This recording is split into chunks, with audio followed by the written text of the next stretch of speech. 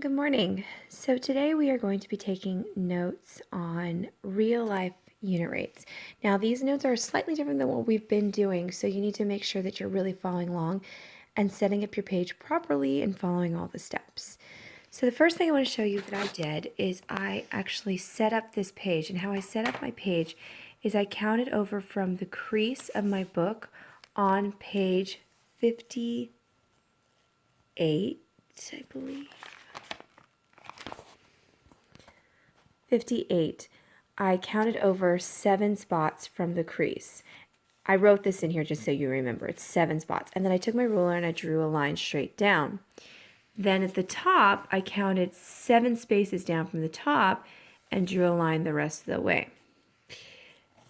So that's how I set up this page. Then on this page, which is 57, I actually put these different pictures down. Now at your table groups, you'll find little bags that have the different images. So you want to make sure that you're getting the right ones.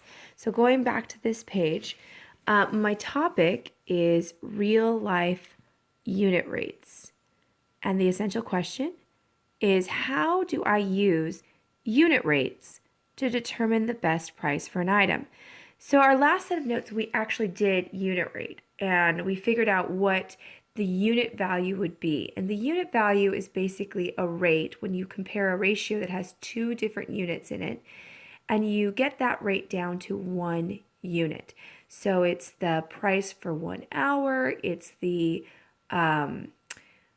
miles per gallon, it's any time that we get it down to 1 unit. So it can be 1 hour, 1 day, 1 mile, 1 gallon, 1 ounce. Any of those things would be considered unit rates. Now, when we go to the grocery store, we'd use this quite often to figure out what would be the best value of an item. Okay, so now the first picture that I put in here, and you should have 4. The very first one is the fresh, sweet navel oranges, and they're 4 pounds for $1. Now, these pictures came directly from a local ad that is very current. This is an actual price that's out there. And what we're going to do is we are going to find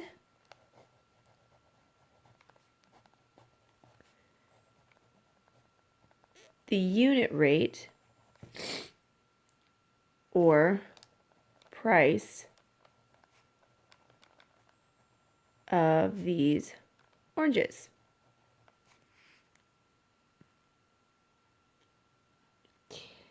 And we want to know, the reason we're doing that is we want to know, are they, sorry, that's an A that's squished in there.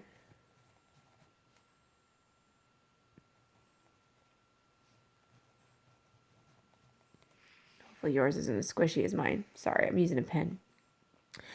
So we are going to find the unit rate of these oranges and determine, are they a good deal? Is this a good price? I think it's a good price, but is it really? And what if I want to buy more than 4 pounds? What if I want to buy 12 pounds or 72 pounds? What if I have a bunch of orange juice I'm going to make and I want to know, is this the best deal? Should I buy it from this store? So this is why we do this. Okay, so the first thing we're going to do for the oranges is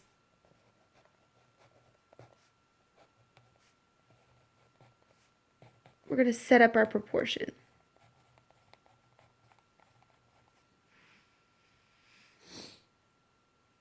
Now, to do that, we need to remember that we always mark our first, we set up, here's our proportion, and we mark the known units.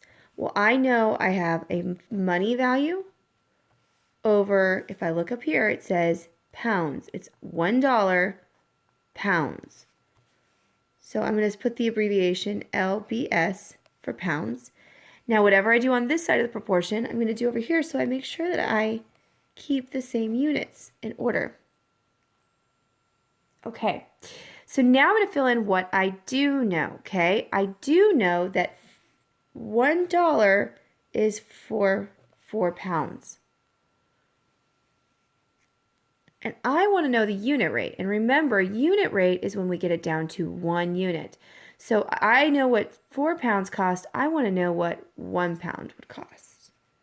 So I'm going to put the number 1 in there. But I don't know what the cost is. That's what I'm trying to figure out. That's the unknown.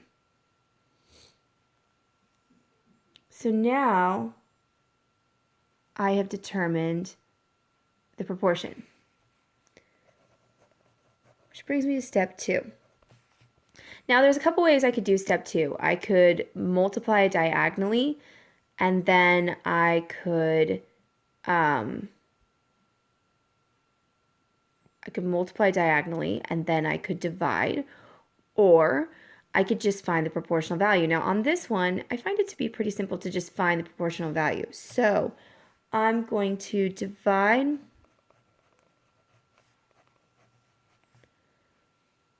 the top and bottom.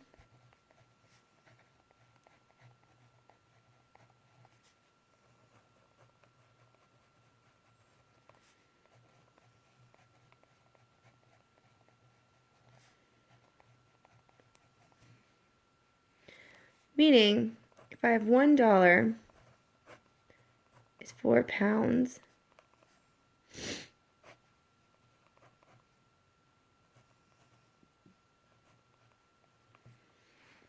what do I do here? Well, I know that 4 pounds, to get to 1 pound, what do I do with 4 to get to 1? Well, I divide it by itself. So 4 divided by 4 equals 1. Well, whatever I do to the bottom, I have to do to the top. So $1 divided by 4. Well, if I divide $1 into 4 pieces, what am I going to get? Well, I'm going to get 4 quarters. Okay? So let me write some stuff over here. So I have $1 divided by 4 equals X. I know that $1 divided by 4 is a quarter. So that's what my X is. So now what I know is that I know that 1 pound of these oranges is 25 cents. Now we want to make sure that we are always rounding to the nearest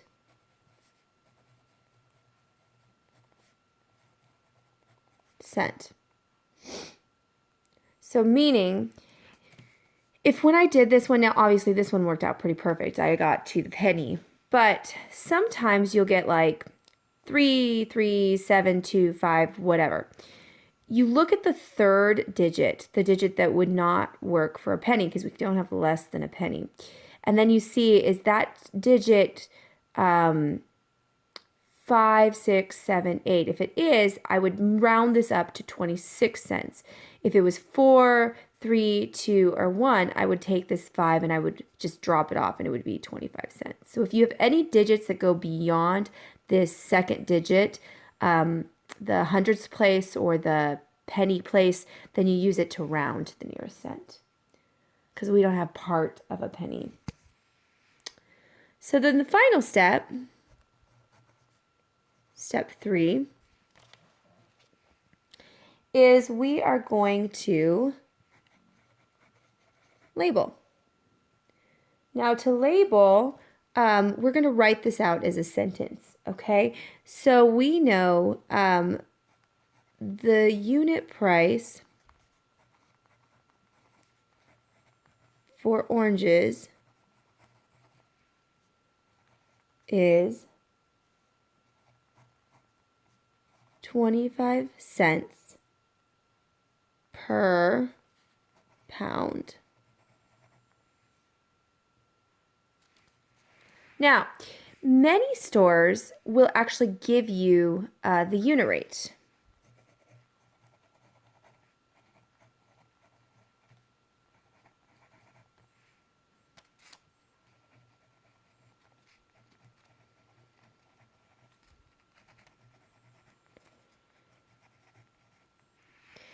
And in a minute, we're going to see how that happens and what we do when a store gives us the unit rate and how we can use the unit rate to determine the cost of multiple pounds or multiple ounces of something. So we're going to be looking at that in just a moment. But take this moment if you need to, pause the video, go back. Make sure that you understand these 4 steps. Set up your proportion. Key with setting up your proportion, don't forget to put in the units. That's the number one thing people do wrong. And then you can solve that proportion, and you can do it a couple ways. You can look at the proportional value like we did of these numbers and then do the same to the top. Or you could cross multiply, do 1 times 1 and then divide by what's left, the 4. You could solve it algebraically, where $1 times 1 equals 4x, and solve it that way. There's multiple ways to do it. But then once you've solved it and you figure out what that unit rate is, that rate for 1 pound, then you're going to label. And you make sure that you put that answer into a sentence frame. The unit price for oranges is 25 cents per pound. Now, if I were to be asked, how do I find 12 pounds? Well, now that I know it's 25 cents per pound, I could multiply it times that unit rate times whatever the pounds I need. So I could do 25 cents per 12 pounds. So 25 cents times 12, and that would tell me what 12 pounds would cost. So it's very useful. Okay, so now that I'm sure you've gotten these notes down, we're going to go over to 57, and we're going to do some further examples. Okay, so my first example that I taped in here, and I understand if you have to pause so you can tape it in. The first one is beef New York steaks, $4.97 a pound. And so what we want to know is what is the price per, and I want to do, 5 pounds. We already know what the price for 1 pound is. I want to know what the price for 5 pounds. Say I'm having a barbecue and I want to do 5 pounds. Okay. Now, just a little side note on how I set up this page. This is the beef New York steaks, fresh, crisp Fuji apples, sirloin tip Milanese steaks. Okay. And then what I did is I put them in thirds on the page, and then I divided with my ruler. And you're going to see the 3 different questions that I ask in just a moment. Okay, so what is the price per pound per 5 pounds? Okay, so we're going to first start up by setting up our proportion. We already know the unit rate. It is $4.97 for 1 pound. And we want to know what is the cost for 5 pounds. Sorry, I always write pound out when it's 1 because I think it looks so strange to have 1 lbs, but you can abbreviate it too. So my question is, what do I have to do to 1 to get 5? Well, I can multiply it by 5, right? So then whatever I do to the bottom, I do the top. I do 497 times 5. Now, just a side note, if you're in the grocery store, could we estimate this? Of course we could, because 497